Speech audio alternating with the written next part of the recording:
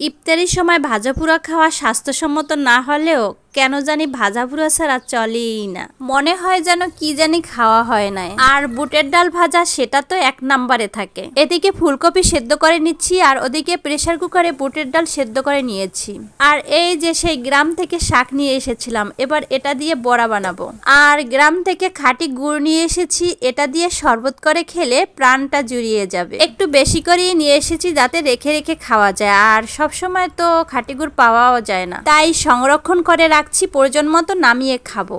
রমজান মাস এমন একটা মাস যেখানে সবকিছুই পবিত্র পবিত্র লাগে আর অন্যরকম একটা ভালো লাগা কাজ করে। বিশেষ করে ইফতারের আয়োজনটা করতে আমার কাছে খুবই ভালো লাগে। তবে আমার মনে হয় এই কাজটা করতে সব মহিলাদেরই ভালো লাগে। নিজের মন মতো রান্না করে ইফতারি সব আয়োজন গুছিয়ে পরিবারের সবাইকে খাওয়াতে তৃপ্তিই আলাদা।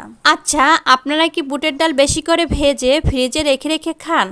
আমি শুনেছি কেউ কেউ এভাবে খায়, তবে আমার কাছে এটা বেশি ভালো লাগে না। তাই আমি শুধুমাত্র বুটের ডালটা বেশি করে সিদ্ধ করে ডিপ ফ্রিজে রেখে প্রতিদিনেরটা প্রতিদিন ভেজে নেই, কারণ গরম গরম তাজা তাজা খেতে খুব ভালো লাগে। আর এই যে পেঁয়াজু, আলুর চপ, বেগুনি, ফুলকপির চপ, এগুলো সব আমি ইফতারির কিছুক্ষণ আগে আগে ভাজি, কারণ তখন একটু বেশি মুসমুসে থাকে আর গরম গরম খেতে ভালোও লাগে।